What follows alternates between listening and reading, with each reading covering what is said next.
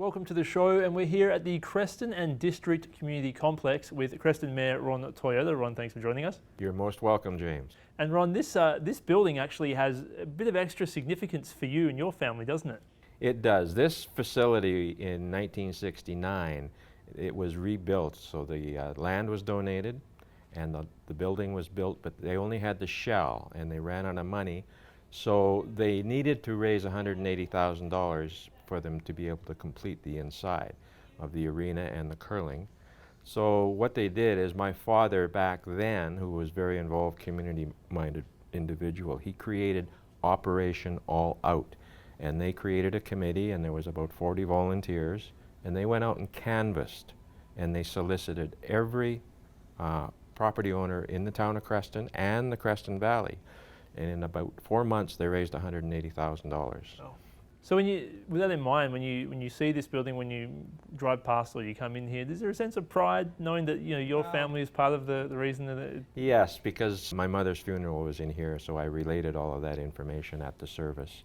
The other part for me is that in 2006, I was asked to be on the design team of this facility. So up until then, we had the arena, we had the curling rink, we had an outdoor pool. The outdoor pool was being removed. They had a referendum, and they were successful in raising about $18 million, and we added the aquatic center, which is beside us. In 2010, the aquatic center was open. In 2011, the fitness center was open. And today, it's just like the day they had opened it. The people are so proud of this facility, and we get a lot of comments. Now, I should be very clear that this is a regional district facility. It's not the town of Creston. Okay, we'll make sure we get that right. I wanted to talk a little bit about your history here, because you grew up in Creston, didn't you? You grew up here. I was born and raised in the town of Creston, or back then we call it the village. It was the village of Creston. I was born and raised in 1947. That is because my parents were interned during World War II. They were interned for 3.5 years, and they were technically prisoners. They were in a camp in the Slocan Valley. They were there. They were under RCMP jurisdiction. And my mother, when she first started there, she was in a tent, and she had a lot of stories. When the war ended, they got married. That's where they met. They got married, and they moved to Creston, and this became their home. So they moved here in '46. My father opened a business, and they were an integral part of this community. Did they? You talked about the stories. Was there lots of those stories from that time of their life that they? Well, my father was a very involved community individual. So you can talk to kids that I went to school with when we graduated in the '60s. They have all sorts of stories about how he helped them steer their, give them their vision and everything else. The individuals that still are here in community, they'll start telling you stories that even baffle me. So, now you went away for a number of years. You lived in Cranbrook. What was it that drew you back to Creston and the Creston Valley? Yeah. I ran our family business out of Cranbrook for 30 years. So from 1969, when I got married and we raised our 3 children, to 1998, I was in Cranbrook. Then I sold all the businesses, we shut everything down, and I went into some other ventures, and in 2001, made the decision to come back to Creston. We had a lake property on Kootenay Lake, so that became our home. It was always a summer home, but in 2001 we moved back, and in 2007 I retired.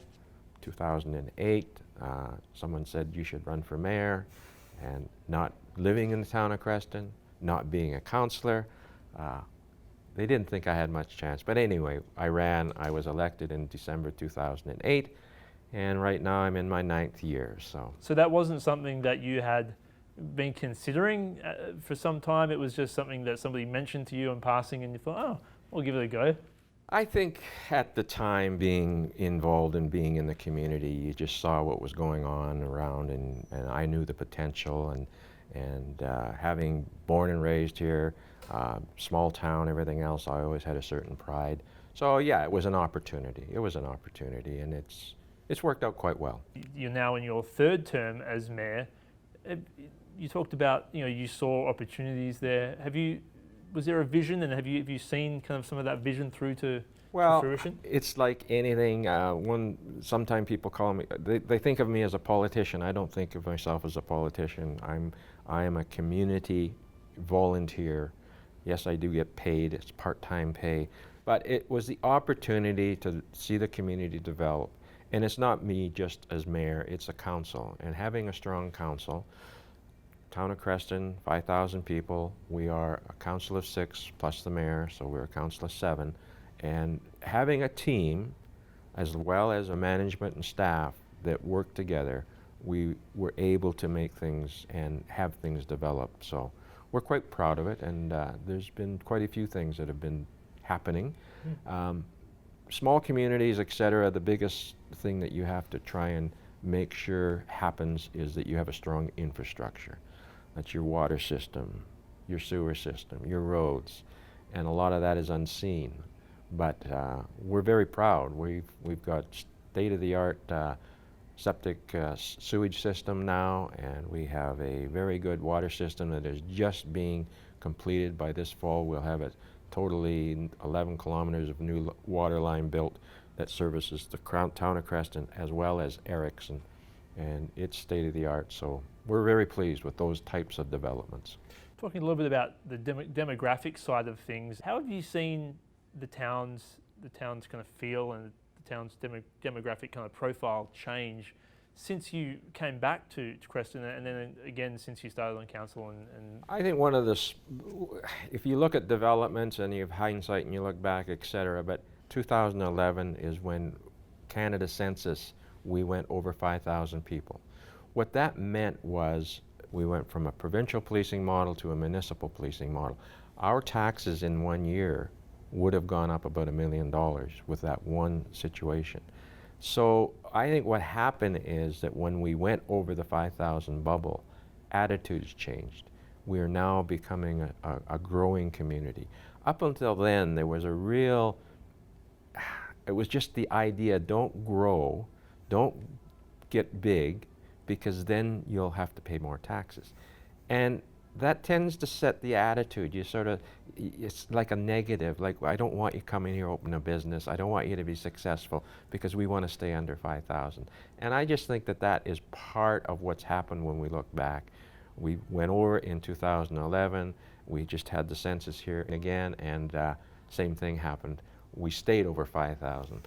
So that's about the pride and knowing that you're a growing community, and I think it's subconscious. It's a lot of attitude that makes things happen. So, you mentioned some of the things that you're proud of in terms of the infrastructure and that kind of stuff here in Creston. As you look back on your 8 years, what are some of the achievements, some of the things that you're most proud of, most excited about for this area? The one I'm the most proud of is because I was involved with the design and then seeing it physically happen, and it's in the town of Creston is this community complex.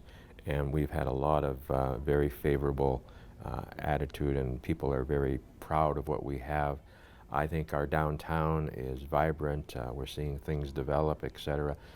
The Ramada Hotel being built, I believe it was in 2009-ish, having it developed, 80-room facility, upper class type of thing. I think that was really, that solidified, because now we're getting conferences, we're getting more larger facilities coming in groups and meetings, etc. So all of those work hand in hand. It wasn't one individual thing. I think our brewery has been very strong and supportive. They've been growing. Our 2 lumber mills in the valley, they're all positives, very positive. And looking forward, of course, with the election, the next election coming up next year, are we looking at a 4th term here for Ron Toyota? All things being equal, and one would be health and one is family. All things being equal, yes, I'll run for another 4th term. That'll be October of 2018, and it will be a 4-year term, yes. And I guess then there's a few things that are still works in progress? Yeah, our biggest strategic priority within council, our priority is to get our highway truck traffic off of our main street, and that will give us our downtown that we could actually have markets and fairs and walking venues and that sort of thing.